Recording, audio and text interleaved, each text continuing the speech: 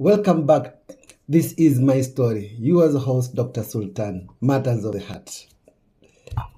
I'm continuing from the story where two old souls got connected after 20 years of parting ways. Remember when I made a comment saying, I had a crush on you. Little did I know I'd opened a Pandora box. You know what a Pandora box is? A forbidden box which you are not supposed to touch. I shouldn't have gone there. But I did it anyway. It was just a fling. It was just flirting, nothing much, nothing. I was not expecting anything out of that. So when she got mad, I did not reply her message. Or I sent the WhatsApp number after 7 hours. She had actually made that call. She did make the call, all the way from Germany. Hi, how are you? How has it been? Nice meeting. But you are very unfair. I said, what the hell did I do? He said, you cannot leave a woman hanging. If she texts you, you reply. I said, sorry. I thought we were just chatting and I got a little bit busy. So I'm not that important in your life. I said, oh, shit. I did not say, don't put words in my mouth. It's just conversation. So how have you been? So we got to know one another. We got to share our stories. We got to share a number of things. Said, nothing much. It was just a little bit soft conversation. Said, my marriage is not that stable. I am not married to older guy. We've shared two beautiful kids. The kids are grown. One of them was actually finishing high school, going to campus. The boy was still in upper class. She told me how her business is, how her mom was doing, and we got to the gist of the story. She asked me, I didn't know you had a crush on me, but I didn't know it was that serious. I said, yeah, because I used to see you when you passed going to the shop, when you were hanging around with a friend. I knew the way I used to look at you. I did not make any, because I was there. My girlfriend was very jealous that person. I could have said anything. She said, yes, I knew that. And I always wished that I had made that move. The day I had you moved away, and the message I got next time that you are getting married, I got a heart broken because I knew you had separated with my friend and you got somebody else where you had moved to, and I didn't expect you to get married very soon. So when we got that message, do you know I even attended your wedding?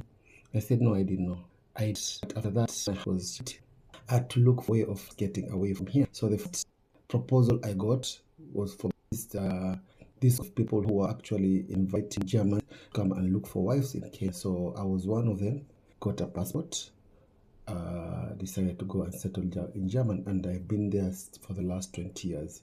My life is settled, I'm comfortable here, but I'm not happy. When it comes to the matters of the heart, I am so empty. So I asked, do you expect me to fill that hole? He said, yes, because I know you, I know how you move. I've followed you from all your social media. So I know what kind of a person you are. And I believe there's something good which is going to come out of this. I told her, remember, I am married and you are married. So how is this supposed to work? They say, where there's a will, there's always a way. Men will always be men. So I dragged that along. We were chatting, we were flattering, video calls. It was a routine now. Now I get to go through my sisters, my brothers. Now she wanted to communicate with them. So she was actually really getting close. And it was just a boom. Now every day we had to do video calls. We had to chat with each other.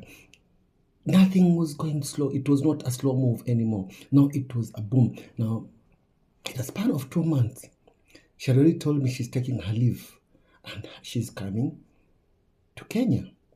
And she wants to spend a weekend with me to do closure. I told her, what closure? We did not start anything, so what are we going to close? She said, when we meet, everything will fall into place. the way I was visioning it. It went on for quite some time. Then she told me, I've already done the booking. We are going for a holiday to Malindi. I am meeting you in Mombasa. You bring yourself over. I will do the rest. I said, okay, but before I come, I'm going to meet you in terminal in Nairobi. I just want to see you because I cannot wait to meet this lovely man I've always dreamed of. So the day came, she took her flight. I drove myself to JKIA because she was connecting flights from German to Nairobi, Nairobi to Mombasa. So I went to the terminal. She couldn't believe seeing me for the first time. She could not leave me. She hugged me and she didn't want to go. She was actually crying with tears of joy. When a woman is in love, nothing can take that away from her. Believe you me, I'd seen this beautiful girl. She was as beautiful as I could remember. She was a half caste of a Taita and an Arab. That combination is a killer. Trust you me. I felt something there. I can't deny, my man. Men love beautiful things, and we went for a small cafeteria because her flight was in the next 45 minutes. We couldn't talk much. She said, I'm waiting for you in the next 2 days because that was on a Thursday. It was on a Wednesday, so I was supposed to be in Mombasa by Friday. So we said our goodbyes, but Shingo Pande, she took her flight to Mombasa, went back to my business. So we were actually in communication for that 2 days. My phone was buzzing. The phone was just in my ears. Can't wait you to come over. So I took flight Friday afternoon, poof, all the way to Mombasa. Terminal waiting. She was waiting for me. She had already hired a car. She hugged me. She came with her cousin. We hugged and we drove. We went to the apartment where she was staying. Left my luggage. Told her, let me go visit my people. Then I'll see you later in the evening because there's nothing much I can do here. Because if I don't do this, I won't have time because I know how much consumer. She didn't want to let me go, but I had to because I needed to go and see my aunties, my cousin, my sisters. It was about time because it had taken longer before I'd gone to the coast. So we parted ways. So coming back later in the evening, we went for dinner. We did catch up. It was a lovely, lovely, lovely evening. We had a lot to say to each other. A lot of memories came back. We shared our sorrows, shared our adventures, we shared our journey. And since the next day we were going to travel to Malindi, we had to let it go. I said, don't rush. We have all the time. We have 4 days, just me and you. We can do all the closure, I was not that guy of hyper. Sex was not in my picture. It was not in my mind because I knew if I do anything, it will just erupt. So I let her go, dropped her to her apartment, went back home. So the next day in the morning, prepared myself, went, picked her on our way to Malindi. The journey to Malindi was very long because I was not driving fast. It was a slow driving, catching up, nice soft music, 2 lovebirds catching up after 20 years as if we had never left, as if I've fallen in love for the first time. Is that fleeing? You don't want to know about flings. Flings are very dangerous.